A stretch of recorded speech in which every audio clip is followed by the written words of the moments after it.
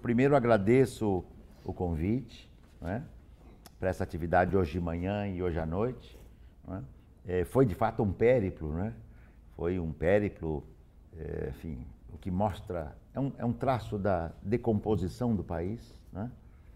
Porque nem informação direito a gente tem. Né? Quando chegamos em Recife, 1 hora para pegar uma van, quando o voo deveria ser de 20 minutos, né? Levei 6 horas para chegar aqui, 1 hora esperando lá mais 5. São as coisas que nós estamos vendo, mas enfim, venho aqui com o maior prazer. O momento é crucial.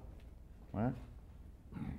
Se eu pudesse, eu vou economizar um pouco mediações, porque o tempo é curto, né? Não é longo, e o momento é difícil. Acho que nós estamos vendo o momento mais difícil da história brasileira desde a ditadura militar, o mais difícil.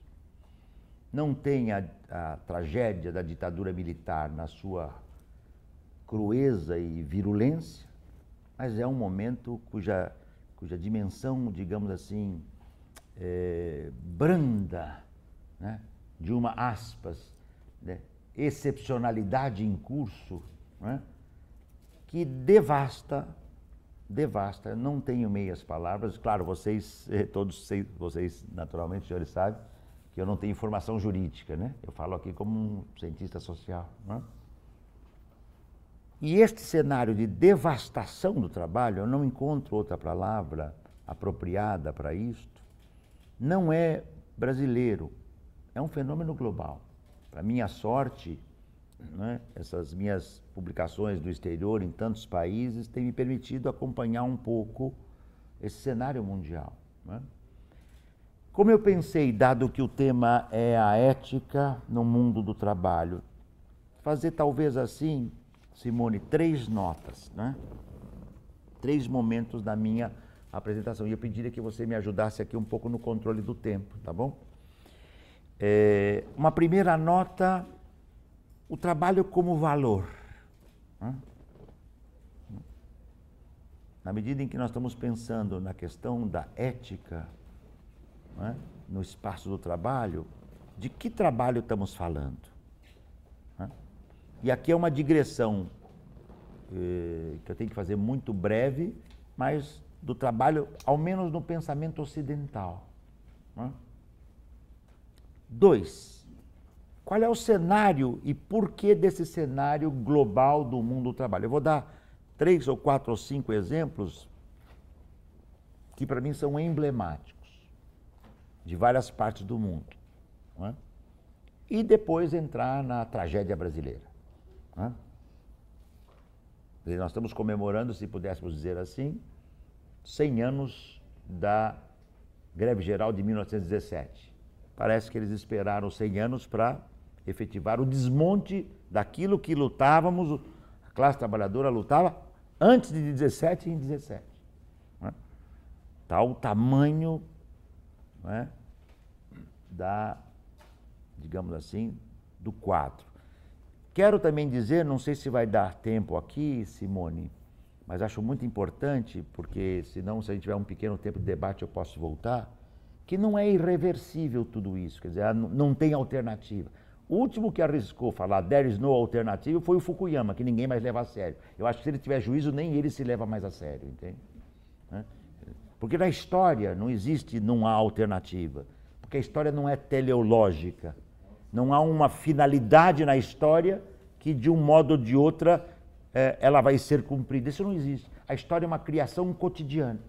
Ninguém imaginava em 1985, por exemplo, que a União Soviética cairia em 1989, 90, 91, como caiu sem nenhum tanque norte-americano invadido. Ela caiu como um castelo de cartas que desmorou. Ninguém imaginava.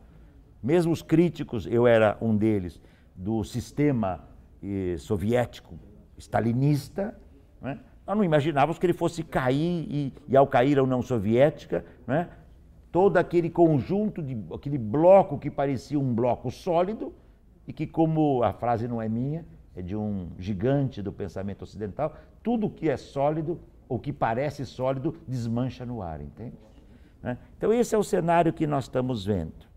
Se eu pudesse começar então a primeira nota, não é? A questão do trabalho. A ética, o valor do trabalho. O trabalho, eu usei uma vez a metáfora do pêndulo, né? O trabalho, o valor do trabalho e o desvalor do trabalho. Não é? Desde a sua gênese, o trabalho nasceu como algo fundamental, como sendo expressão de um exercício de uma atividade vital. O trabalho é uma atividade vital porque ele é capaz de plasmar a própria produção e reprodução da humanidade, ao criar bens materiais e simbólicos, socialmente vitais e necessários. Enquanto tal, enquanto atividade vital, o trabalho é um valor. Não se trata de queremos ou não queremos o trabalho. Nós, né, quando o último macaco tornou-se homem, né, ou tornou-se mulher, e nós deixamos para trás a nossa condição de animal, não é? O trabalho passou a ser imprescindível para que a vida e a sociabilidade humana se desenvolvesse. Mas o trabalho significou, daí a ideia do pêndulo, não é? Mas o trabalho significou também, desde os seus primórdios, sinônimo de sofrimento, fardo, servidão e sujeição. O trabalho não é só criação. Ele é também sujeição, fardo. Se por um lado o trabalho é como os gregos diziam, um ato poético, né? A arte é trabalho. Né? A música, né? A poesia. Ele tem também este mesmo trabalho na medida em que na história, e eu estou só falando aqui da história ocidental, nós não temos a menor ideia, né? Nós imaginamos que o Ocidente é o mundo e o mundo é o Ocidente. Grande engano. Né? Por isso que nós nunca entendemos a China. De repente a China hoje, né, brinca com o mundo às suas mãos e a gente não entende direito. Né? Por quê? Porque a gente não conhece uma história milenar, uma cultura milenar, porque nós somos muito ocidentais, e em sendo muito ocidentais, então eu me restringo aqui estritamente a uma nota sobre o trabalho no mundo ocidental. Os gregos denominavam o trabalho, por isso, como ergon e ponos, trabalho e fadiga, momento de catarse e vivência de martírio. Não é por acaso que em O Trabalho e os Dias, o Hesíodo dizia que o trabalho não é desonra, o ócio é desonra.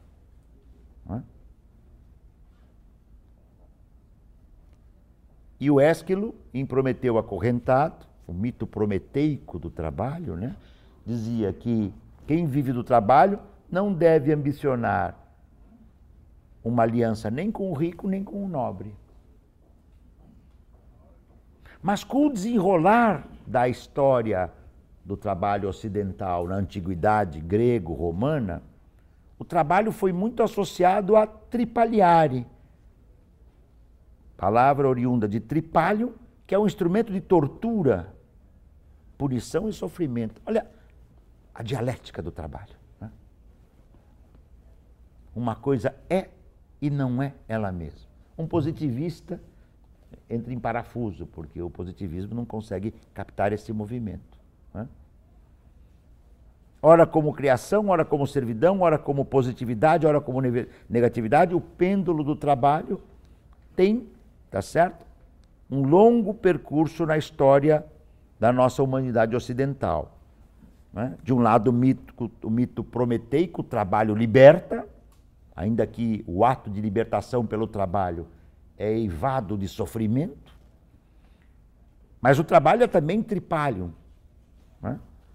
Ato feito sob coação, coerção, ato compulsório, etc.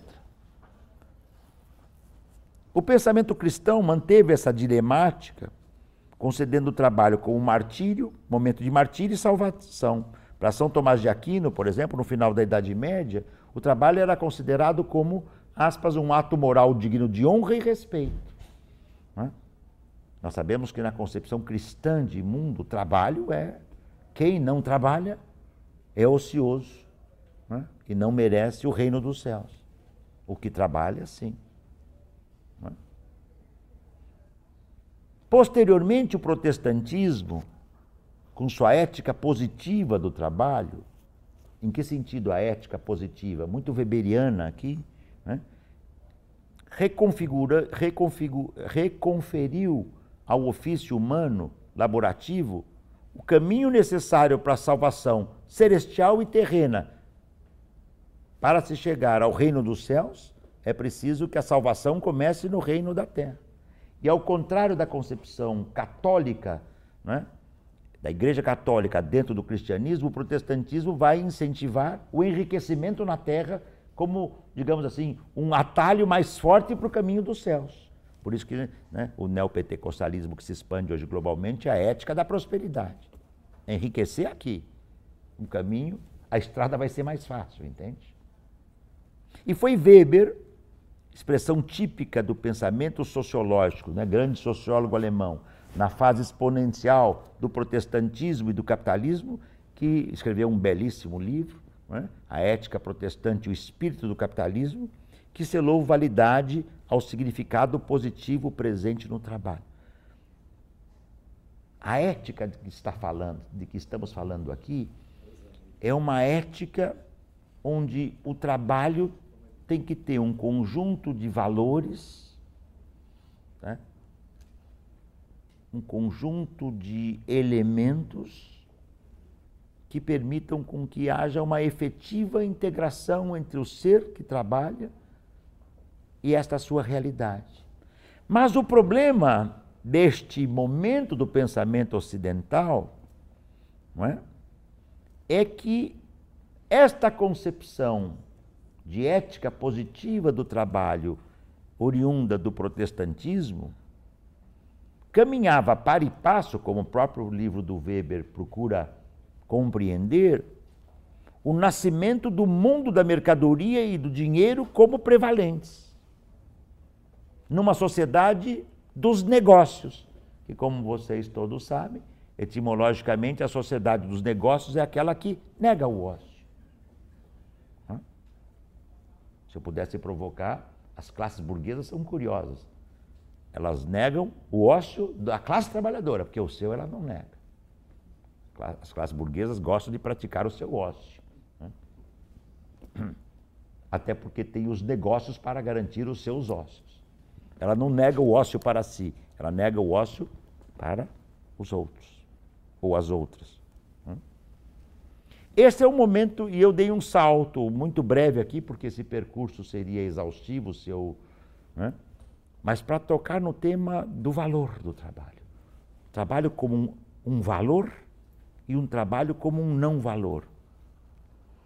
Antes de Hegel, antes de Weber, eu preciso ainda falar de dois alemães sem os quais o pensamento, digamos assim, denso sobre o trabalho não se enfeixa e não se completa.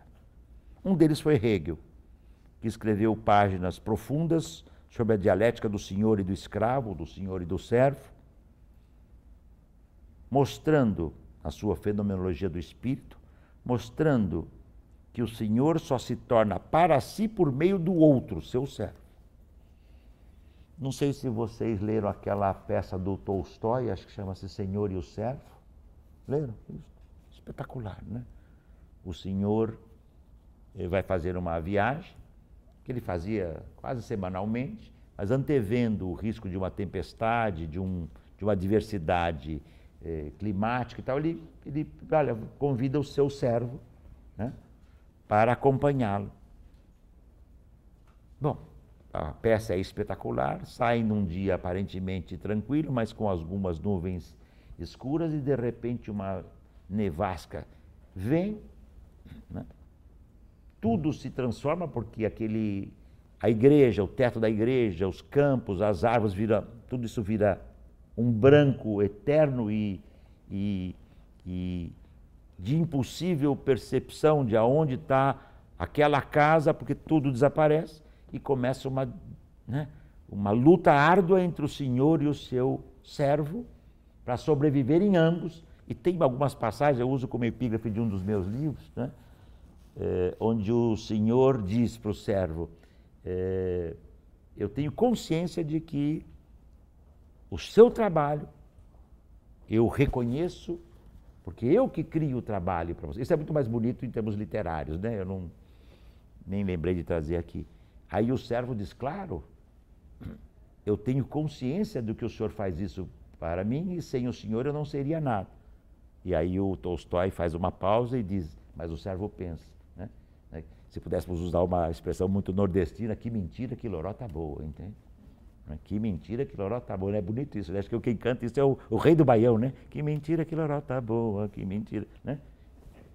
Não vem com essa que você está criando para mim emprego, eu sou aqui teu servo. A decorrência é o trabalho, né? Esse é um argumento muito importante, né? Porque nós estamos vendo agora, na tragédia brasileira, o empresário tem que cortar o funcionalismo público, tem que cortar os direitos dos trabalhadores, tem que cortar a Previdência, devastar a Previdência. Mas nenhuma palavrinha sobre diminuir, taxar os lucros, nenhuminha palavrinha, entende? Mas como assim? Como? Qual é a ética presente numa sociedade que extrai um sobretrabalho de outrem, diz que paga pelo tempo que ele produz, mas não paga pelo tempo que ele produz. Se pagasse pelo tempo que o trabalhador ou a trabalhadora produzem, não haveria um lucro. Isso não foi o Marx que ensinou, foi o David Ricardo, um grande economista burguês, dos melhores. Não é? Já que o tema é o tema da ética, entende? São éticas, não é?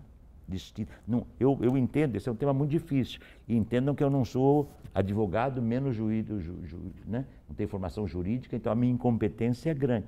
Mas eu entendo a ética como sendo, né, algo que se altera de acordo com o olhar e a posição de quem olha, claro.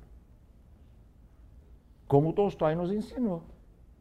O servo o vê como, não fosse ele, o senhor o vê como, se não fosse ele, o servo seria um coitado. E o servo se vê como, não fosse eu, o senhor não teria a riqueza que ele tem. Esta pista do Hegel é muito importante, porque o Hegel mostrou que há uma relação dialética muito profunda entre o senhor e o seu escravo, ou o seu servo. Mas foi outro alemão, já é o terceiro alemão que eu cito aqui, né? Eles são fortes no pensamento, né? Foi Marx que ofereceu uma síntese muito sublime, né? E eu digo isso porque eu estudei esse autor como um pouco Hegel, Weber, algumas décadas, né? Hoje tem uma coisa normal, vulgar assim, esse autor não tem relevância nenhuma, especialmente para quem não conhece, né? Como é que eu vou dizer que Maquiavel não tem relevância nenhuma? Que o Freud não tem relevância nenhuma. O mesmo vale para o Marx, para o Weber, né? São os clássicos do pensamento ocidental. Qual foi o traço, digamos assim, distintivo do Marx? Porque o Marx, como todos acho que sabem, ele é herdeiro da filosofia do direito de Hegel e fez... Acho que sumiu aqui o som ou não? Sumiu, né? Acho que é porque eu falei do Marx. Alguém mandou cortar aqui. Então é o seguinte, corta o Marx, vamos voltar a Weber. Aí o som volta. Né? Mas eu estou falando eu podia falar, sabe o quê? Eu estou falando do Groucho Marx, entende?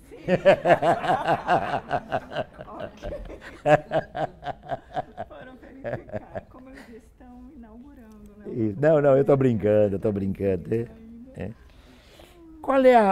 Qual foi a síntese que o Marx nos oferece aqui? O Marx é o primeiro, depois de Hegel, mas de uma densidade que o Hegel não poderia oferecer, não é? O Hegel nasceu se a minha memória não falha, 1770. Está saindo som agora? Não, acho que... Tá muito baixo? Tá ouvindo? Eu vou subir um pouquinho a voz, tá bom? Tá bom. Tá. Para gravar. Quer que eu espere? Aqui no pessoal não tá. A gravação tá ok. Então eu vou falando, se o som voltar, porque é melhor eu falar, não é? Do que parar por causa do nosso tempo, né? Foi Marx quem percebeu que o trabalho não é unilateral, como Hegel mostrava. Então Marx herdou isso. Marx herdou esta dialética de Hegel. O trabalho, diz o Marx, ao mesmo tempo que é uma necessidade imprescindível de manter o metabolismo social entre a humanidade e a natureza, a expressão que eu usei aqui, o trabalho é uma atividade vital, é do Marx. Né?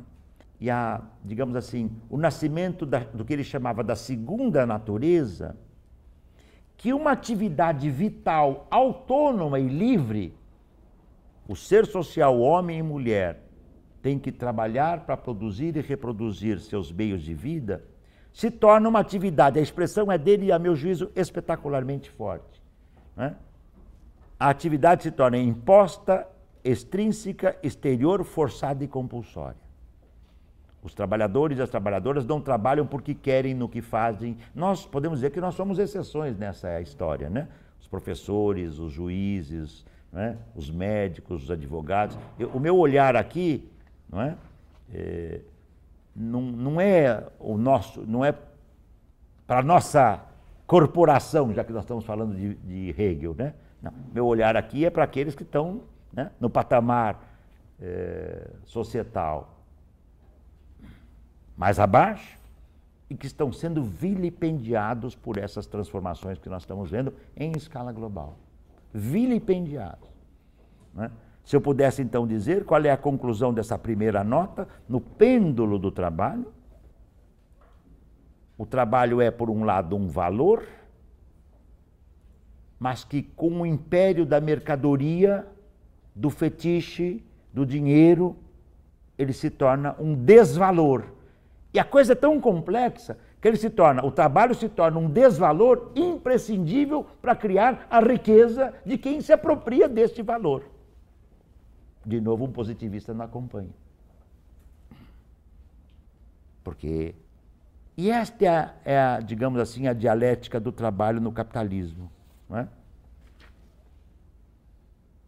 A classe trabalhadora é imprescindível porque o capitalismo não se realiza, o capitalismo não cria o seu mais-valor sem o trabalho desprovido do seu valor original.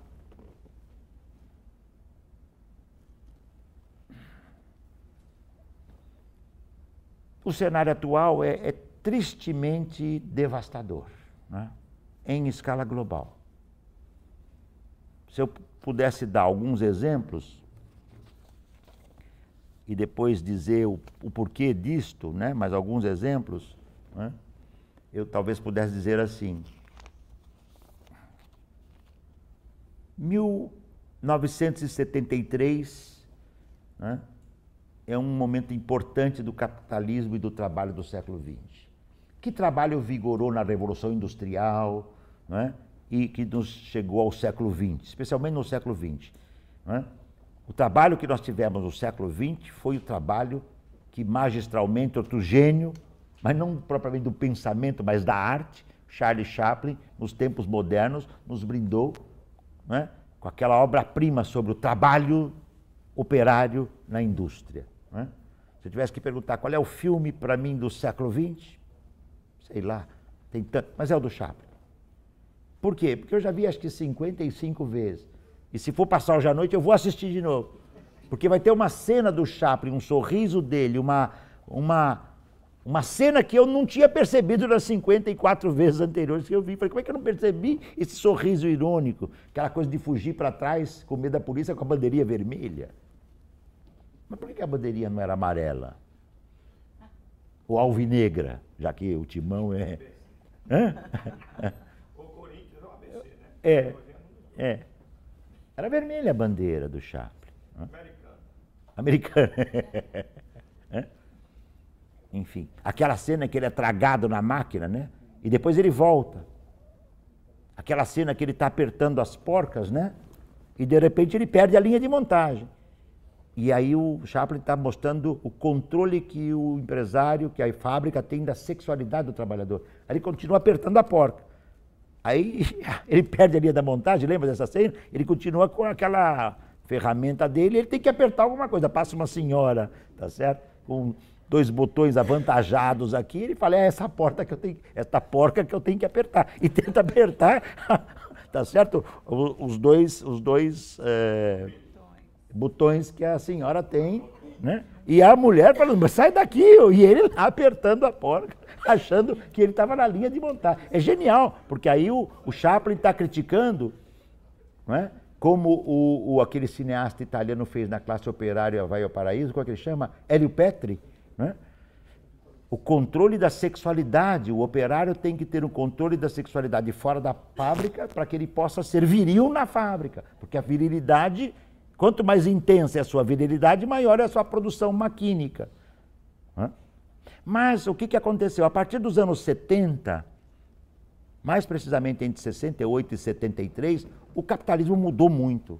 Eu não tenho tempo de falar isso aqui, todos nós conhecemos um pouco mais. Vocês estão percebendo que aqui, como eu não tenho competência de tratar de nenhum tema jurídico, eu só posso tratar de temas, para minha sorte, de temas que não são jurídicos. Mas eles são vitais para mim, sem os quais a norma, né, parece que ela é divina, uma criação divina. Né? Mas ela não é uma criação divina. Se pudesse brincar, às vezes ela é uma criação até do demônio, entende? Pudesse brincar. Esta normatização que nós estamos vendo agora, do desmonte do trabalho, enfim, né? Talvez seja expressão disso, e vou tentar chegar lá. Né? Muda a fábrica a partir dos anos 70, a revolução tecnológica, a reestruturação produtiva global, a pragmática nefasta neoliberal que avassala o mundo. Não há nenhum país do globo, com raríssimas exceções, mas não há um país que não sofreu a hecatombe neoliberal. Não é? O privado é o que vale, o público não vale, a classe trabalhadora é custo e o dinheiro é o grande valor.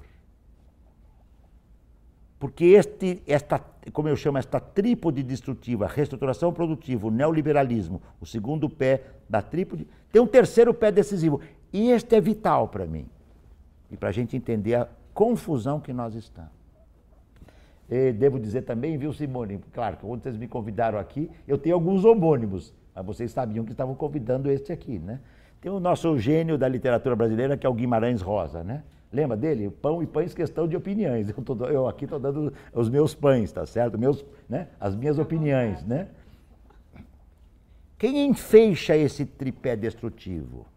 O sistema financeiro. Inquestionável e intocável. E o sistema financeiro, ele funciona assim. Não é só o capital fictício. Eu vou investir na bolsa, nos fundos, isso e aquilo, tal. Não vou produzir, mas eu vou investir. Isso é uma parte importante do capital financeiro. Mas se o capital financeiro fosse só isso, ele já tinha sucumbido e morto e provavelmente sem força para ressuscitar.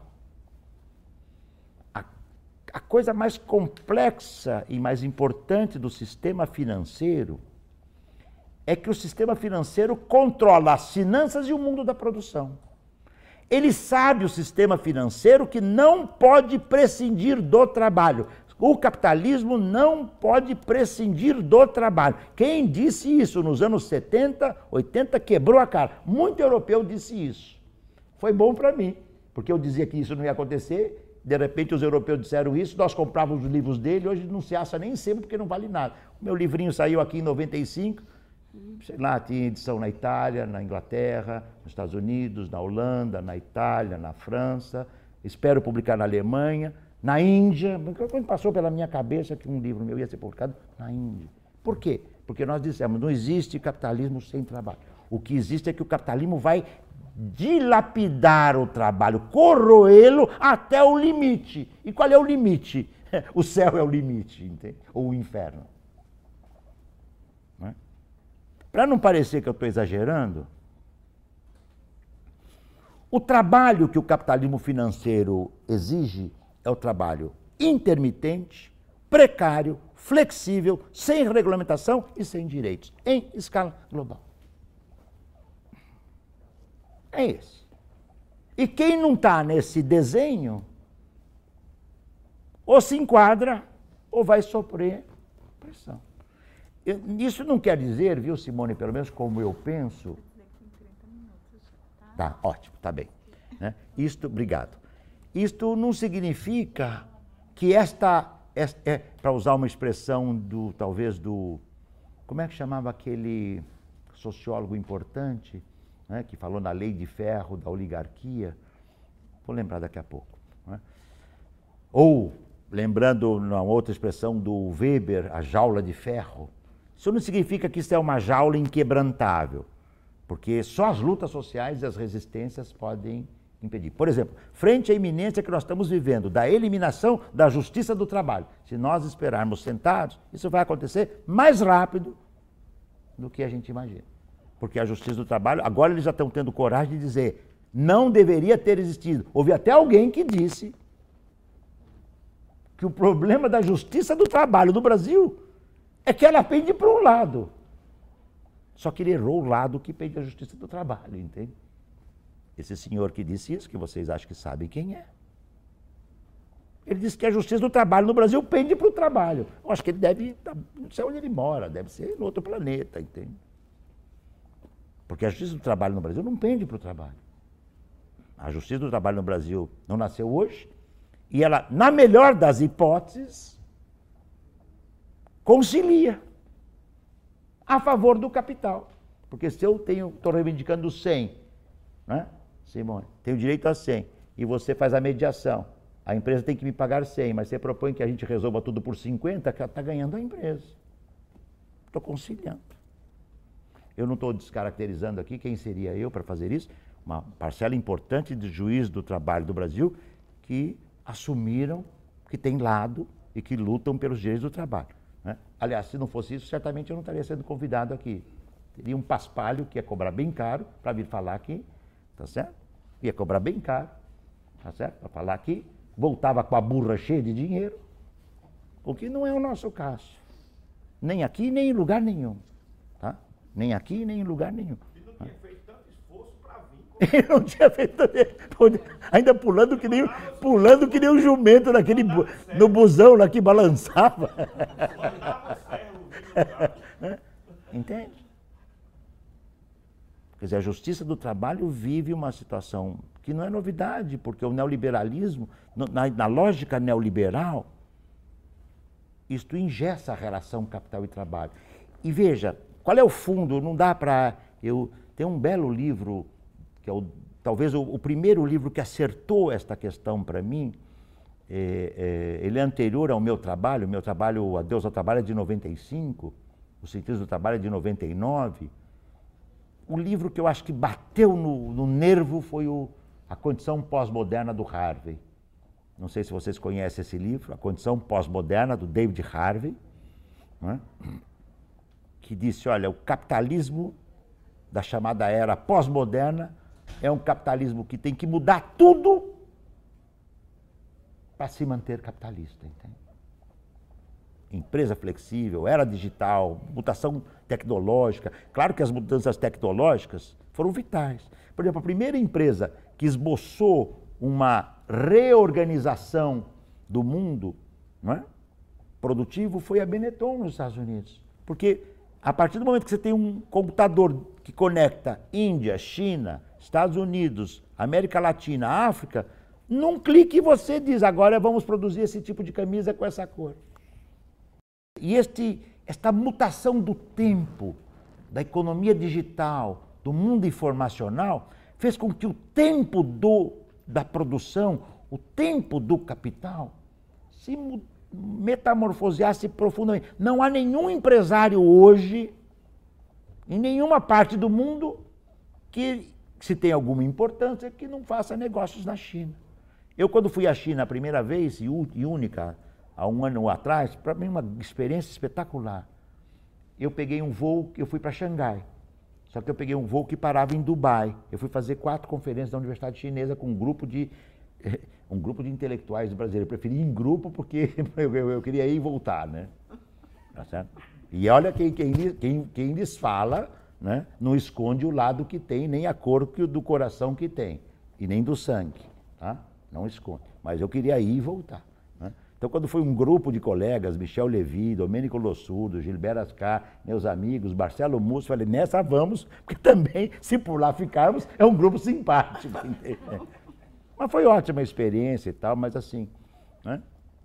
A China mudou completamente o capitalismo, porque ela fez uma monumental mutação tecnológica, tá certo? Com uma força sobrante de trabalho que chega, a população economicamente ativa da China, né, chega a casa, em pouco tempo você atingirá a casa de 1 bilhão de trabalhadores e trabalhadoras. A população chinesa hoje já é em torno de 1 bilhão e 500 milhões de pessoas. Na Índia, mais de 1 bilhão. Quando eu visitei a Índia, foi uns 6 meses antes da China, esse então virou completa. A China não virou minha cabeça, a Índia virou. No debate, se for o caso, eu falo. O ministro chinês, o ministro indiano estava dizendo assim, o indiano, Modi, não sei como falar o nome dele. A China celebrizou-se pelo Made in China, produzido na China. A Índia, dizia ele, deve celebrizar-se, tornar-se célebre pelo Make in India, produza na Índia. Por quê? Porque o discreto charme do capitalismo indiano é que ele pode explorar N vezes mais que o chinês a classe trabalhadora. Porque você deve ter algumas centenas de milhões de trabalhadores e trabalhadoras na Índia desesperados por qualquer trabalho e qualquer remuneração. Bom, mas esse quadro não é só chinês ou indiano, tá certo? Vamos pegar alguns exemplos que digamos assim, fervilham a mente do grande empresariado global. Há uma experiência recente na Inglaterra chamado Zero Hour Contract, né? O contrato de 0 hora. Aliás, esses dias, ontem ou anteontem, foi publicado o livro de uma juíza do trabalho de São Paulo, a Patrícia Maeda. Ela fez meu curso, eu pude ajudá-la, inclusive alguns contatos em Londres para que ela pudesse estudar lá. O que é o contrato de 0 hora? Tem mais de 1 milhão de trabalhadores e trabalhadoras no Reino Unido hoje, sob esta modalidade. Tá certo? E o Reino Unido não é nenhuma China e nenhum Brasil. Né? Mercado, né, a população economicamente ativa da Inglaterra ou, mais amplamente, do Reino Unido é muito menor que o nosso. Né? É uma espécie de contrato sem contrato. Você pode prestar, Simone, serviço como médica, como advogada, como trabalha do care, dos cuidados, cuidadora de jovens, de crianças, de adultos, de pessoas com necessidades especiais, eletricista, tá certo? Fundamentalmente numa gama imensa de atividades e serviços. Só que eu não sou obrigado, um aplicativo, e o aplicativo não é uma mágica do celular, o aplicativo é uma corporação. Eu não sou obrigado a te chamar e você não é obrigado a atender, por isso é 0 hora. Mas se eu te chamar e se você quiser, você atende, senão ele. Se ele não quiser, ela. É o Uber em todo mais. Isso, já vou chegar no Uber, exatamente. É isso aí. Eu vou depois mostrar qual é a única diferença, qual é o nome do senhor? Carlito. Carlito, a única diferença do 0 hora para o Uber, só tem uma, mas é o Uber. Né? E se você hoje faz um trabalho de 1 hora, eu te pago 1 hora. Se você fica 3 dias esperando a outra chamada, eu faço daqui a 4 dias, você faz outra, você ganha mais 1 hora. E esses 4 dias é problema seu, eu não tenho contrato com você. E você não é obrigado. Sabe o que os empresários dizem? A Simone fica esperando a chamada porque ela quer. Não lhes ocorre que a Simone fica esperando a chamada porque ela precisa. E ela não tem outra. Extinguiram os taxistas, né? O Uber extinguiu. Isso.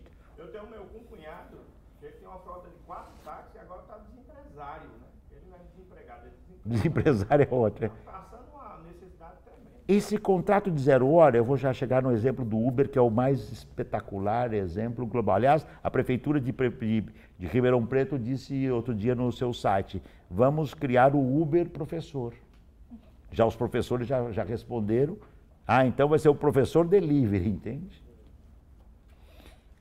No 0 hora, eu não sei se vocês acompanharam isso, há uns 4, 6 meses atrás, pela primeira vez, na primeira instância do judiciário inglês, eu não lembro se inglês ou britânico, eu não lembro se foi na Inglaterra ou na Escócia, não, foi em Londres, que na primeira instância, o judiciário determinou que a empresa era responsável por todos os deveres trabalhistas que ele burlava, porque nessa relação não tem direito nem dever. E ela está em todas as áreas. O McDonald's usa o contrato, o Zero Hour Contract. Grandes empresas. Outro dia eu chamei, minha companheira chamou para consertar a lâmpada do apartamento dela, o trabalhador do seguro, o seguro da casa chamou. Como é que você é? Eu sou um trabalhador, no Brasil não chama-se 0 hora, mas é isso. É o intermitente, que é uma das peças vitais do projeto. Né? Marido de aluguel. Hã? Marido de aluguel. Marido de aluguel. O Uber, não é? Que é um outro caso espetacularmente trágico, tá certo? Nesse mundo do trabalho digital e informacional, quer dizer, todos nós temos um celular, né? O celular nos arrebentou com a divisão entre vida privada e vida pública. Arrebentou. O que a gente faz quando chega em casa? Liga o celular. O que a gente faz quando está no trabalho? Liga o celular. O que a gente faz quando vai almoçar com o marido ou com a mulher? Como a paciência tem limite, os dois ligam os celulares. O celular nunca desliga. Portanto, o celular nunca desliga. Aliás, se quisesse uma brincadeira séria, tem um grande amigo colombiano, um cientista social de alta qualidade, naturalmente muito crítico, que diz, uma pesquisa espanhola, eu não lembro detalhes, mas constatou alguma coisa assim como 34% das relações sexuais eram... não, virtuais ainda é um pouco menor, eu acho. Não, eram 34%, ou algo parecido com isso, eram paralisadas porque o celular do marido tocava. O cara fala, espera um pouquinho, que eu vou, eu volto logo, eu esquento logo. Mas o tempo do homem não é necessariamente o tempo da mulher. Entendeu? Então o cara fala, eu volto rápido, é uma coisa muito importante que eu tenho que realizar. Pô, mas como é que... E eu vou esfriar? Você esquenta rápido e eu não? E ainda eu que tenho que esquentar a você e a mim? Não dá, entende? Quer dizer, é esse nível nós temos, não é? O controle da nossa vida privada. Agora, atenção, não tenho tempo de falar isso aqui, vou entrar em Brasil mais direto, senão não termino isso aqui, né? Eu ia mostrar o meu celular que está guardado em algum bolso aqui, né? Ô, da Simone, posso pegar o seu só um minutinho? Tá? Isso aqui, esse celular da Simone. Não existe esse celular, eu não sei se é Samsung? iPhone. É da Apple? É. Não existe, esse aqui é montado na Foxconn, ou na China, ou no Brasil. Na China, em 2010, houve 17 tentativas de suicídio de trabalhadores jovens chineses pelo vilipêndio da exploração do trabalho. A Foxconn é uma empresa global de terceirização. Não há um produto chamado produzido pela Foxconn. É a Apple que é produzida na Foxconn. É a Nokia, etc, etc. Tá? Desses 17 tentativas de suicídio, 13 suicídios foram tristemente reconhecidos. A Foxconn começou a botar telas nos seus alojamentos, não é para os filhos dos operários não correrem o risco de caírem da janela, é para os operários não pularem. E a Foxconn chegou numa época, depois houve muita pressão global, eles recuaram, porque inclusive pressão global para a Apple, que teve que pressionar a Foxconn. A Foxconn tinha um acordo que dizia, você vai trabalhar na Foxconn desde que você assine um termo de um contrato de trabalho que dizia que você não vai se suicidar. Eu sempre digo, bom, mas para nós é fácil. O brasileiro fala, isso eu resolvo fácil. Eu vou morrer mesmo. Eu assino, morro e não vai acontecer nada. Nós não estamos lidando com um capitalismo tupiniquim. Nós estamos lidando com o capitalismo asiático.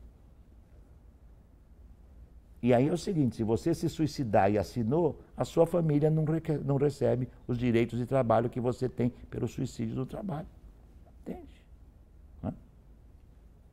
Mas o que eu ia dizer, eu acho que apertei alguma coisa aqui, sem querer. O que eu ia dizer é o seguinte, este trabalho digital, aonde ele começa? Na exploração de minério numa mina do sul do mundo, na China, em outro país da Ásia, na África, no Congo, na América Latina, no Chile, no Brasil. Parou de novo, né? Será que é porque eu balanço aqui? Voltou. Não há trabalho digital sem o mais brutal trabalho manual. Eu estava nesse meu atividade em Veneza, na Universidade de Ca' Foscari, nesse período, e me pediram para escrever um artigo que eu escrevi. Mas eu não ia escrever. Mas a pessoa foi esperta. Ela falou, professor, queremos que você faça uma apresentação de 6 livros, 6 filmes desconhecidos do nosso público, que não estão ainda no circuito. Falei, gente, eu estou aqui na Itália para trabalhar, tenho que preparar aula italiano, tenho que ralar aqui para tentar dar uma aula razoável, né? Uma outra língua, fluência, você tem que treinar. Mas ela foi esperta, ela mandou como é que chama, o trailer dos 6. Eu vi o primeiro, Behemoth chinês. Falei, vou fazer o artigo. E ainda tinha que ouvir em mandarim, ler em legenda em inglês, tá certo? O que não é fácil, porque você quer ver o filme, a expressão dos trabalhadores e tal, e ler da legenda em inglês. Se eu ler a legenda, eu não vejo a expressão facial. Você vê, então, cada filme espetacular. Machines, chinês, Behemoth chinês, Machines indiano, Brumaire francês, What We Have Made inglês, e um outro que me foge o nome agora, coreano, mas 6 bombas atômicas, né? E aí eu fiz o artigo, depois se vocês quiserem eu passo, que é um comentário. Quer dizer, a precarização está em todos esses países. França, hein? Não é só China, Coreia e Índia. Aqui é o seguinte, aqui vale tudo, mas França também. A França é ótima, o Brumaire é um filme que de um lado tem um operário de uma última mina fechada na França. E uma filha de um operário mineiro que é trabalhadora do serviço, que limpa um prédio, digamos, como esse sozinha. Então, como é que ela se organiza com as outras trabalhadoras se não há outras trabalhadoras no seu espaço de trabalho? Ela é uma proletária, que aliás, como lembra o nosso amigo Pietro Basso, é uma proletária, mas o nome não deveria ser esse. Porque para ser proletário, de onde vem a ideia de proletário? Mas um jovem trabalhador hoje não pode ter prole. Né? Nós temos, especialmente tivemos até 10 anos atrás, 15 anos atrás, uma massa imensa de filhos e netos de japoneses brasileiros, portanto, que iam para o Japão trabalhar lá. Muitos ainda estão lá. Aliás, no meu grupo de pesquisa tem uma doutoranda que está fazendo um trabalho lindíssimo sobre isso. No nosso Riqueza e Miséria do Trabalho, aquela coletânea, nós temos publicado algumas dessas pesquisas. Né? Eles vão trabalhar, eles vão no cyber refugia, eles vão em cybercafés, por isso são chamados cyber refugia. Não tem onde dormir, não tem hotel, não tem pensão, não tem quarto, não tem nem aquela câmara mortuária que eles alugam para dormir. Porque o trabalhador japonês pode alugar uma caixa de vidro para ele dormir. Entende? Olha o cenário que nós estamos. Dou um último exemplo que eu não pararia, podia ir para o Walmart e tal. E essa bateu forte para mim. Eu fui dar aula, como disse, na Itália nesses 2 meses, agora março, abril, maio, 3 meses. Todo ano eu dou esse curso na Itália, mas eu fico uma semana, dessa vez eu fiquei 2 meses. Todos os alunos que fizeram o meu curso, eu dei um curso de Laura, que eles chamam lá de Laura Magistral, para alunos equivalentes ao nosso mestrado. Todos os alunos entre 19, 20, 21, 22 anos, se tiverem sorte, vão ser trabalhadores precários na Itália. O trabalho que vigia até ontem na Itália, e houve uma grita sindical, por isso o governo recuou, chamado, acho que não sei se vocês já ouviram falar, essa é outra coisa que expande-se por aqui também, salário pago por voucher.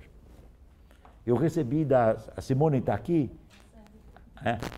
A Simone me mandou outro dia, o voucher do seu hotel, professor, é isso. O voucher de hotel eu não sei o que é. Agora, salário pago a voucher, deixa eu entender que biboca é essa, entende? É simples. Os trabalhadores e as trabalhadoras trabalham e recebem, pelas horas que trabalharam, um voucher. Trabalharam 40 horas, 50 horas na semana, no mês, tá certo? 100 horas, 100 vouchers. Cada voucher eles trocam por 1 hora de trabalho. Na Itália, o salário mínimo 7 horas e meia. Perdão, salário mínimo 7,5 euros por hora. Bom, já não bastasse esse assinte, né, de você trabalhar e receber por hora, tem, não tem? O que o empresariado faz? Simone, eu tenho que te pagar 100 horas de salário por voucher. Mas eu tenho mais 100 horas de trabalho aqui, mas eu não posso pagar por voucher. Mas se você topar, eu te pago 5 euros a hora. 7,5 eu não posso pagar, mas 5 eu pago. Agora, se você não quiser, ela quer, ó. E ele também, e ela também. O que você faz? Você olha para o lado, eu faço. Então você tem a precarização dupla. Por isso que a palavra mais forte na classe operária europeia hoje é o precariado. É aquela fatia da classe trabalhadora jovem que oscila entre o ultra qualificado. Todos os alunos que fizeram o meu curso na Universidade de Cafos, todos podem dizer, mas eram 18, 19 alunos matriculados, né? Grande parte, se não a totalidade desses alunos, se tiver sorte, se eles tiverem sorte, serão trabalhadores precários. Sabe onde eles vão trabalhar? Em Veneza, eles vão abrir e fechar aquelas portas dos vaporetos, né? A gôndola ainda supõe uma formação que não é a deles. É abrir a porta e fechar do vaporeto. Inclusive porque no vaporeto você tem que falar inglês, porque o duro você achar hoje em Veneza é o italiano. Tem o chinês, o coreano, o japonês, o brasileiro, o norte-americano, o francês, o inglês, o holandês, o belga e tal. De vez em quando aparece lá o italiano. 10 minutos já? Meu Deus do céu. Esse é o cenário mundial. Por que nós temos a tragédia brasileira? O Brasil chegou tarde nesse quadro, só que chegou de modo devastador. O Florestan Fernandes, nosso mestre, o grande sociólogo brasileiro, não é o príncipe. O príncipe é outro. Pensa que é o grande, mas não é. O grande é o Florestan. O Florestan diz, países como o Brasil vivem frequentemente um quadro de contra-revolução preventiva. É uma contra-revolução preventiva quando não há risco de revolução. E o que é quando ocorre essa época de contra-revolução? É devastação. Eu não vou analisar aqui o governo PT, não teria sentido, não é o nosso objeto, mas eu acho que não pode pairar nenhuma dúvida, e eu me permito dizer como eu penso. O Temer é um governo terceirizado. O Temer foi contratado para fazer a devastação. Mostrou grande competência para isso. Conhece o parlamento em todos os seus lados do pântano. Todos os lados do pântano são conhecidos por quem nele navega. Sabe que o grande empresariado brasileiro percebeu que o ciclo da conciliação do PT acabou. Agora é o ciclo da devastação. Não é preciso ganhar eleição para fazer a devastação. Se vocês lerem aquele documento Uma Ponte para o Futuro, faltou só completar, Uma Ponte para o Futuro Desastroso, tá? Do PMDB, quando o Temer ainda era vice. Aliás, seria interessante perguntar quem que foi que teve a capacidade de escolher tal vice, entende? Quem que conseguiu indicar? Todo mundo sabe quem indicou, né? Qual é o tripé da destruição do Temer? São muitos. Como é que chama a lei do fim do mundo lá, né? Como é que a gente fala daquela... Né? Quer dizer, limitação da saúde, da educação, da Previdência, mas tem uma... É a PEC do congelamento. A PEC do fim do mundo, é isso mesmo. Vocês imaginem um país como o nosso, que cresce a sua população, mesmo nós nos aproximando demograficamente dos países do norte, nós temos crescimento demográfico. Se você não vai investir na educação e na saúde, você vai manter o mesmo, né, quanto o anterior, você está detonando o que já é... Se eu pudesse simplificar, eu diria, o Brasil caminha celeremente para uma indianização deste país. E não é indianização dos nossos índios, porque aí eu bateria a palma. Entende? Não, a indianização é a Índia. Bom, eu não tive tempo de andar em Natal ainda, né? Mas se você vai em São Paulo, Porto Alegre, Rio, né, Salvador, e entra no centro da cidade, você começa a ver aquele imensidão, os bolsões da miséria absoluta naturalizada. É aquela miséria que a classe média quer passar longe dela. Tira ele da minha porta, entende? Ah, mas para tirar tem que jogar bomba. Bate bomba. Põe a bomba, que aqui na minha porta eu não quero, entende? Só que os bolsões estão crescendo. A primeira medida nefasta do governo Temer, não bastasse essa mais geral, foi a da terceirização. Eu acho que explicar para vocês o significado que a terceirização tem, vocês vão falar, professor, o senhor é sociólogo, mas nós fazemos isso todo dia como juiz do trabalho. Bastaria lembrar uma coisa, há 15 anos atrás, o empresariado, o que ele dizia? Que ele ia terceirizar a atividade meio, que era menos importante, para ele caprichar na atividade fim. Bom, então agora ele vai esculhambar as duas. Porque o que mudou em 10 anos para ele agora terceirizar também a atividade fim. O que mudou é que a terceirização é o elixir do mundo empresarial. E por que que é? Porque reduz custo, aumenta o tempo de trabalho, aumenta o lucro.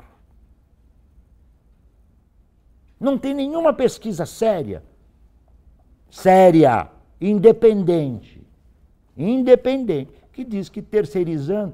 e se diz que terceirizando cria emprego, né? Por favor, para cima de nós, não. Sabe por quê? Porque é uma coisa matemática. Se você tem 3 trabalhadores, não é? E se 2 trabalhadores terceirizados, porque trabalham mais, fazem o trabalho de 3, você vai desempregar 3 para contratar 2. Então, se você tem 12 milhões de terceirizados, 13, ninguém sabe quantos terceirizados nós temos no Brasil. Ninguém sabe. Vamos dizer que nós temos 12, 13 milhões de terceirizados. É porque nós desempregamos uns 16, 17. Então, não cria emprego. Não cria. Esta ideia de que flexibilizar cria emprego é falsa. É falsa. Só a defende quem não corre o risco de tornar-se flexível, entende?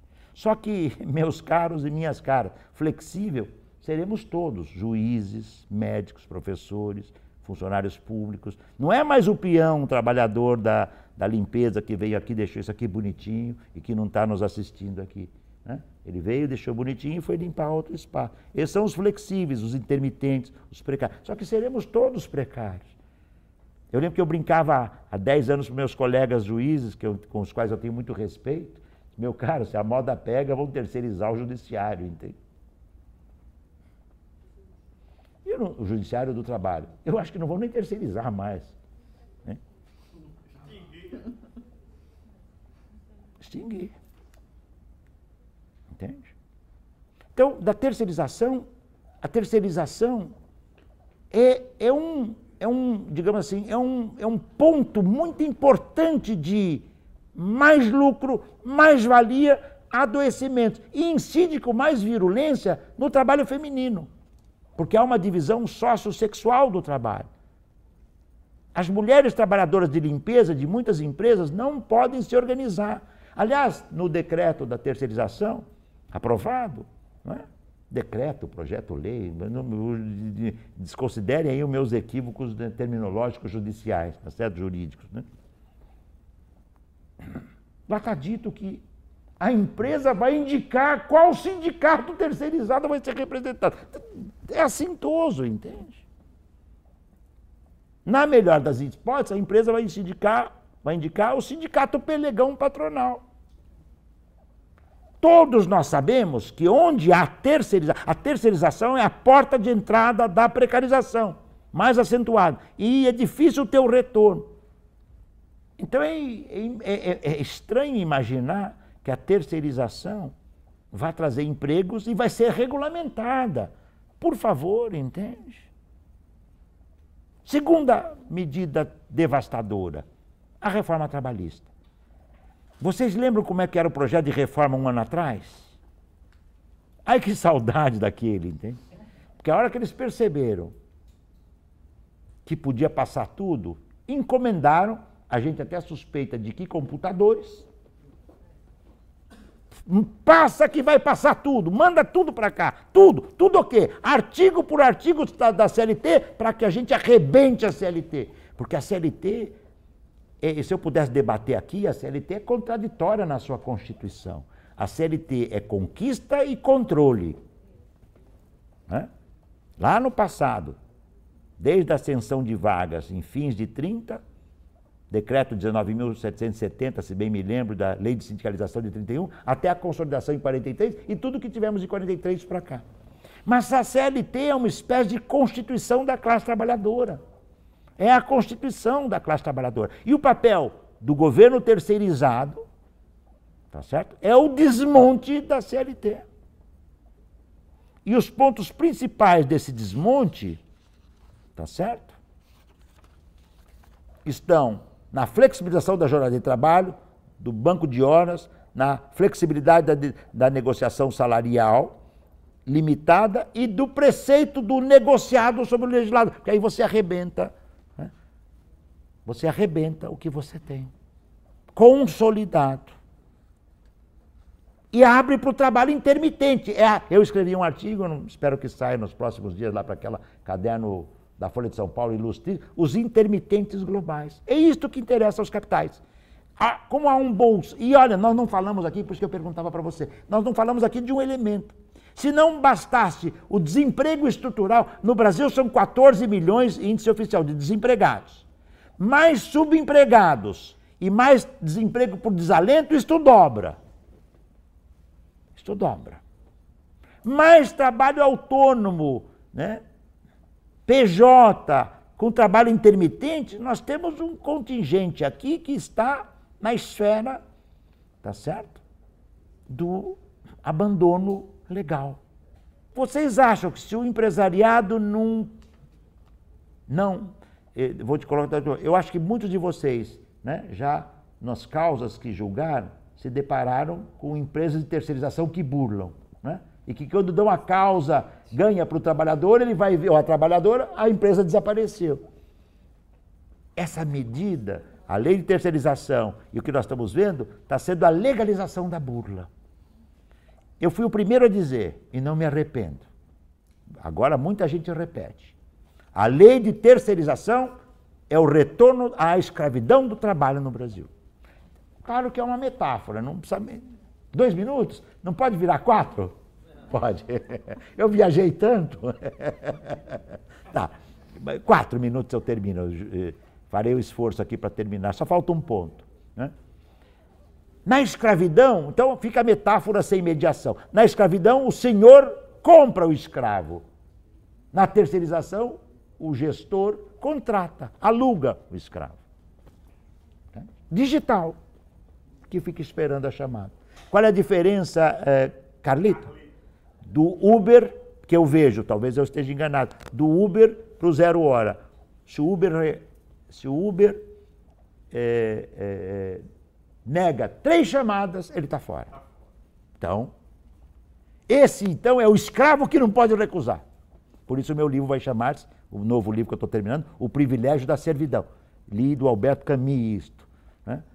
O livro O Primeiro Homem, aquele livro que no seu carro, quando ele morreu no acidente, foi descoberto, o livro estava inédito e foi publicado. Diz ele, se os trabalhadores tiverem sorte, serão servos. É o privilégio. Se tivermos sorte, essa geração nova, né? Último ponto, faltava a Previdência. Bom, que a Previdência não é ela o motivo do rombo nacional, todos sabemos. O motivo do rombo, para lembrar do Erasmo Carlos, eu sou da geração da Jovem Guarda, gostava da Jovem Guarda quando era menino, né? E que onda, que festa de arromba, entende? A festa de arromba quem faz são os bancos. A Previdência, o arrojo da Previdência e tudo mais é para pagar os juros da dívida pública. Ninguém fala nos juros da dívida pública. Esse é o câncer da tragédia brasileira. Nessa 1h30 que estamos falando aqui, quantos bancos ganharam? Incalculável. Este é o ponto. Mas a Previdência, veja, último ponto para terminar.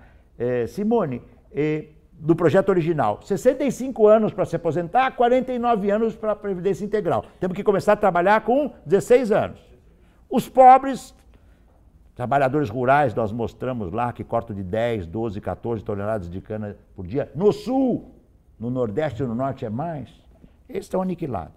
Aliás, eles com 30 anos já são um corpo destroçado. Mas vamos fazer um exercício, né? A moda lá daquele jornalista da Folha, do Eremil do idiota, entende? Eu tenho que ter, agora baixaram de 65 para... Baixaram? Não, estão negociando, né? E de 49 para 40. Ainda assim, para ter uma aposentadoria integral. Se eu exijo 40 anos para aposentadoria integral e instauro o trabalho intermitente, eu vou precisar viver uns 130 anos para poder ter a Previdência. Então, o governo Temer leva a classe trabalhadora do trabalho ao cemitério. E quem quer se livrar do cemitério, que somos nós, Previdência privada. Com o risco de entrarmos no engodo chileno. E qual é o engodo chileno? Nós não, porque a gente consegue ainda ter assessoria. Mas os pobres que vão para a Previdência privada, eles não vão fazer consultoria para saber aonde é que eles vão investir o dinheiro deles. É aquela lá, consultoria, aí quando eles vão né, 30 anos depois, reivindicar a previdência privada, aquele fundo de pensão faliu. Esta é a tragédia brasileira. E como é que você obsta essa tragédia brasileira? Né? Porque senão fica, não tem alternativa. Resistência, crítica, confrontação, luta, organização sindical. E agora, companheiros e companheiras, se me permite chamar assim, não são só mais os metalúrgicos bancários. Os juízes vão ter que começar também a lutar, os professores também. Sabe aqui, eu sou professor PhD, doutor, trabalhador eu não sou. Eu penso que não sou. Mas talvez nem seja mesmo, talvez eu vire um Uber da educação. Essa é a tragédia brasileira, ela é global. E aonde ela é mais intensa? Onde não tem resistência. E aonde ela é menos intensa? Onde tem resistência. Agora tem um último ponto. O sistema que nós estamos vivendo é tão destrutivo, destrói o ambiente, destrói a natureza, destrói as populações. Bom, e uma onda, né, a tomar por Charlottesville, aonde que nós estamos? High Trump, né? Hail Trump. É uma onda de direitização muito dura, mas de muita confrontação. Né? Então, acabou aquele período em que a gente imaginava que conversando aqui, conversando ali, e cito o último exemplo, eu lembro que quando conversava há uns anos atrás com o ex-presidente do Tribunal Superior do Trabalho, Levenhagen, né? Ele dizia que o então responsável, dizia publicamente, num ato que participei, que o então parlamentar responsável pelo orçamento da União tinha penalizado o judiciário e, em particular, a Justiça do Trabalho. Quando o presidente do TST foi perguntar, mas por que a Justiça do Trabalho? O fulano, a figura, que parece depois a eminência parda do desgoverno, Temer, né? Do desgoverno, parece que essa é a minha memória, não faz. Disse, olha, eu vou penalizar a Justiça do Trabalho, porque se dependesse de mim, eu fechava a Justiça do Trabalho. Né? Se dependesse de mim, eu fechava a Justiça, aniquilava a Justiça do Trabalho. Por quê? Porque o neoliberalismo não contempla a regulação. Numa era de flexibilização total, a regulação não faz sentido. Isso nós não podemos aceitar. Se nós não podemos aceitar porque o trabalho é um valor e pela ética do valor que damos ao trabalho, e isto já não é pouco, mas eu acho que nós não podemos aceitar também, porque senão o nosso trabalho vai, desculpem a palavra que eu vou usar aqui, um pouquinho mundana, vai para o ralo. Tá? E é triste dizer assim, e só não irá para o ralo, se nós tivermos a luta, a coragem de não aceitar. Né? Este governo não é legítimo, eu não vou discutir, eu não tenho nenhuma dúvida que nós tivemos um golpe, nenhuma dúvida, nem a mais remota, e a minha análise não é jurídica, eu sou um incompetente jurídico, mas eu sou um cientista social, e um cientista social sabe discernir quando há golpe e quando não há, tá certo? Sem entrar na coisa jurídica em si, na norma em si, que é no mínimo, no sistema judiciário brasileiro hoje, cada um diz uma coisa, né? Basta ver no Supremo, um vota no A, outro vota no Z, outro vota no Z, e a confusão está instaurada. Mas nós temos que pensar, em algum momento, como vamos revogar essas medidas que estão sendo tomadas, que vão fazer com que o Brasil se torne uma Índia e a classe trabalhadora não merece voltar à condição de uma classe trabalhadora típica de uma era da escravidão.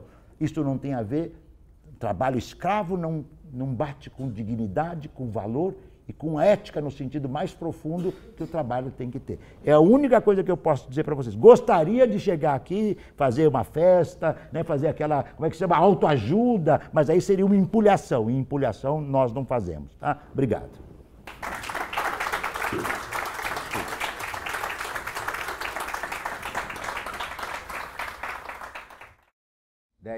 Tá, perfeito, eu vou ter que ser bem compacto, são questões importantes, né? Mas eu vou tentar dar pelo menos uma nota. Vou começar pelas duas últimas, para fazer um engate com o que eu terminei aqui de Brasil, até porque eu tive que abreviar um pouco, né? A primeira ideia é que o que está ocorrendo hoje e as medidas tomadas pelo governo Temer, né, não nascem da cabeça do Temer, hein? São imposições das classes dominantes, que num momento de crise, finda a bonança da era da conciliação, onde todos ganhavam, eles muito, e os de baixo uma, né? Como é que chama o farelo do bolo? Agora é o seguinte, nem nada de farelo, o bolo não tem que ter farelo.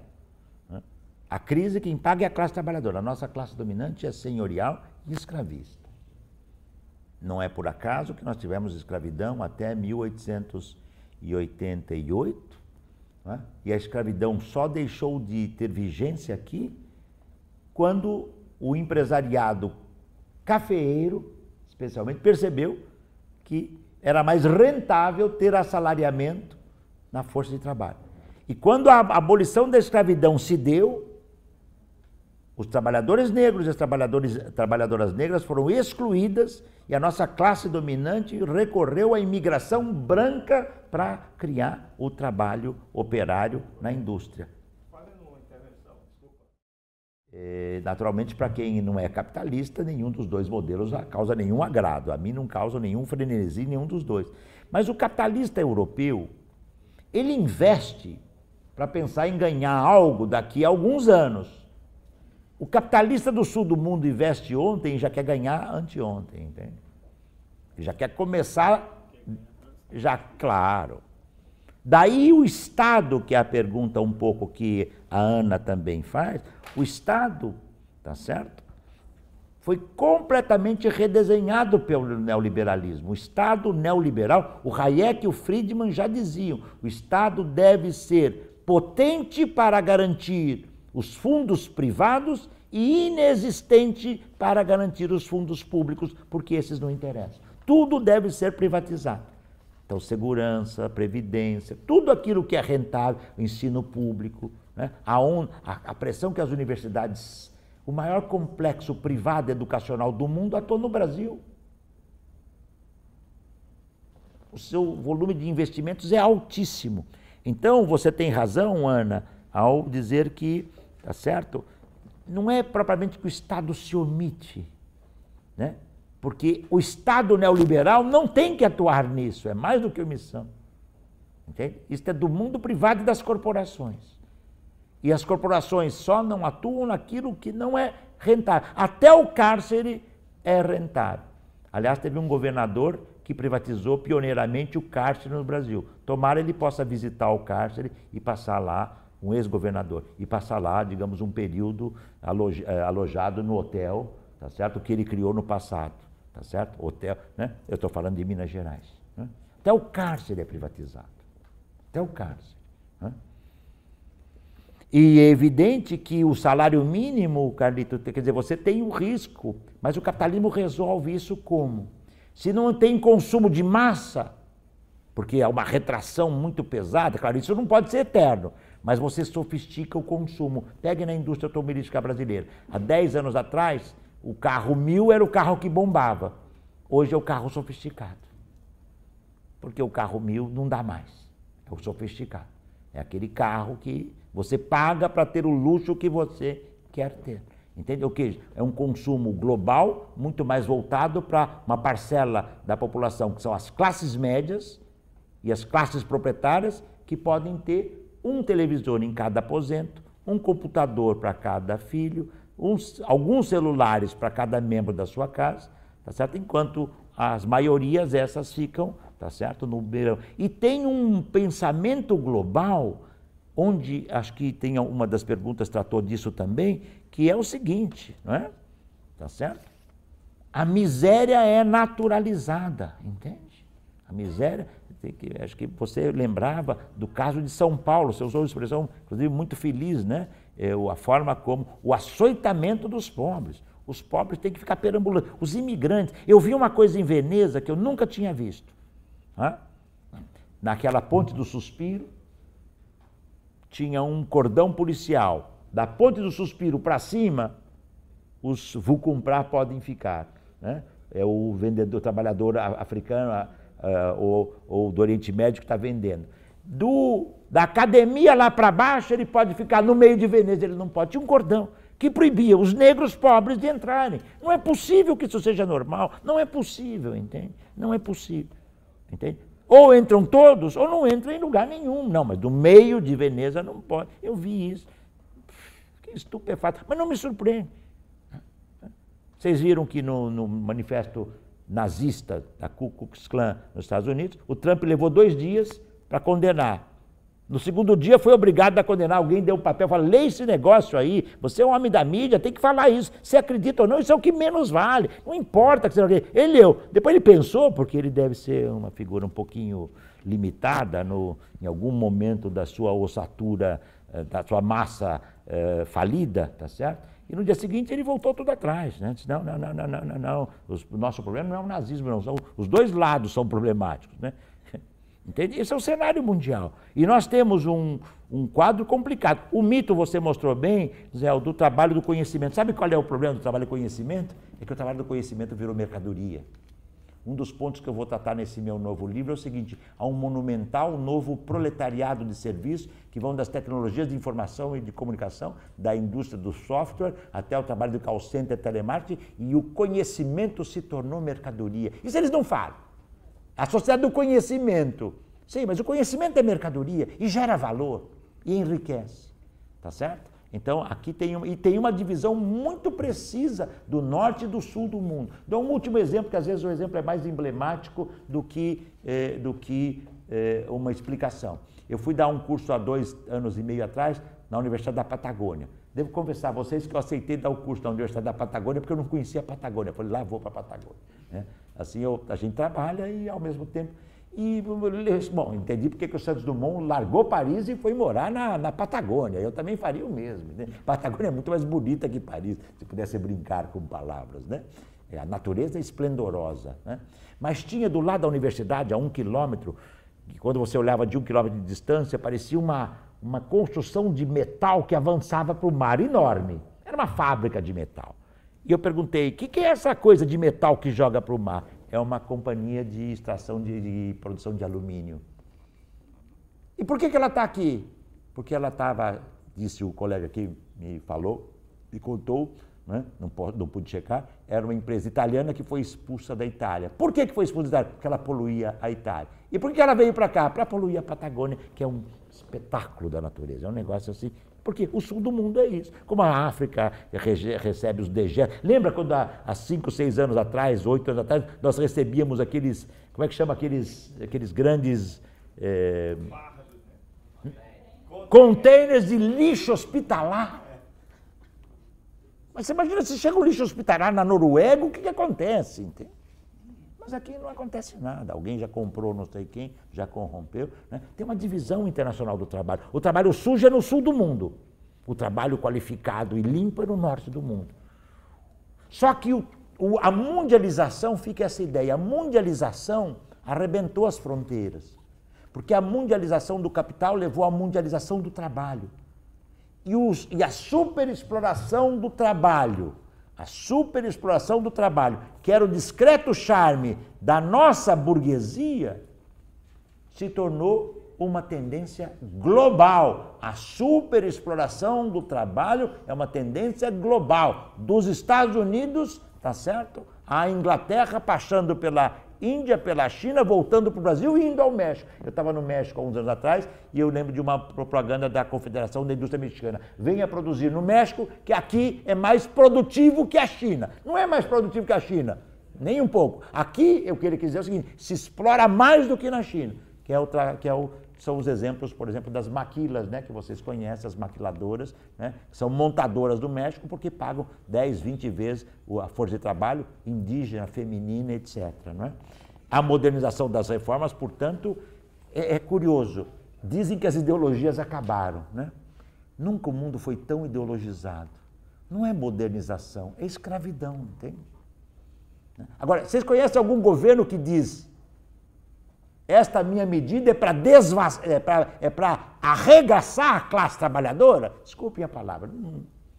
Vindo do espectro da temeridade, é esse nível de coisa que você pode dizer. Vocês conhecem algum governo que diz nós vamos devastar a classe trabalhadora? Não, nós vamos modernizar. Né? E é muito difícil, acho que a segunda questão tratou disso, da Lígia também, né, Lígia? Né? É muito difícil, porque para a população pobre, tem uma mídia monopólica que faz a cabeça dos pobres. No rádio, nas televisões, nas igrejas. Né? Aí ele vai para o mundo do trabalho, é a selva. Se o emprego dela depende do seu e o seu o dele. amanhã um de vocês dois desaparece. Então o neoliberalismo instaurou o individualismo possessivo nos despossuídos, entende? No ideário e na subjetividade dos despossuídos, entende? E eu sei que se eu amanhã não andar na linha, eu sei que se eu amanhã andar na linha, eu sou candidato ao desemprego. Se eu não andar na linha, eu estou desempregado. E aí eu serei mais um precário. E por que eu aceito ser precário? Naquele exemplo que eu citava para Simone. Porque é o que me resta. Sem falar, tema de um outro debate, né, que houve em 2002, no Brasil, uma eleição que criou uma expectativa muito grande. E essa expectativa, por motivos que, num outro debate, se um dia quiserem fazer, eu me proponho a dar uma aqui de Guimarães e dar a minha opinião, né, essa expectativa, né, ficou muito aquém do que se imaginava que pudesse fazer o maior partido de esquerda latino-americano, talvez o maior partido de esquerda, né, e que depois se mostrou, né, o seu lado também trágico. Então veja, para a população, isso para um pouco a gente falava no carro. Porque nós, de um modo ou de outro, se nós fizermos uma greve hoje, nós não estamos desempregados amanhã. Nós não. Eu e você não. Nós aqui não. Mas a trabalhadora que trabalha aqui do lado, né, ela é candidata potencial ou trabalhador. Ele não sabe se vai ter o salário amanhã. O terceirizado não tem férias. Quantos que vocês já pegaram um processo aí que não tem férias há anos? Como é que vai tirar férias um trabalhador? Terceirizado ou uma trabalhadora? Ele não pode tirar férias, porque ele não é pago quando ele não trabalha. Então, veja, o Richard Sennett, eu não sei se vocês conhecem esse livro, ele é bonito porque é quase uma literatura, né? Mas é uma literatura social, a corrosão do caráter, né? Eu tentei explicar isso também no meu Adeus ao Trabalho, né? As edições mais atuais do Adeus ao Trabalho, em 2015, foi feita uma edição especial de 20 anos, né? Que eu sempre atualizo, eu não mudo nada do meu texto original, mas eu vou atualizando-os, né? Eu tentei explicar, tem um cenário mundial que, por um lado, nos empurra para a cooptação, mas é aí que você percebe também os laços de resistência e as explosões. Se eu estivesse falando aqui, não em 2017, mas em 2012, eu ia dizer, o mundo está em convulsão. Oriente Médio, Tunísia, Egito, não sei o quê, o Occupy Wall Street, indignados na Espanha, a geração Arrasca em Portugal, a Grécia em rebelião, a Inglaterra com aquele rebelião que foi o mais importante desde o Poll Tax, que foi aquele que levou ao fim do governo Thatcher. Quer dizer, o mundo ele é muito... né? Rebeliões e contra-rebeliões, revoluções e contra-revoluções, épocas de conciliação e épocas de golpe. O Brasil é uma sucessão interminável de momentos de conciliação e momentos de golpe e contra-revolução, para usar em termos de Florestan Fernandes. Nós estamos vivendo uma agora. E não pensem que eu estou exagerando, porque não é exagero nenhum, tá? Que a gente não perceber ao nosso lado o que está se passando, quando a gente se der conta, aí vai ser um pouco tarde.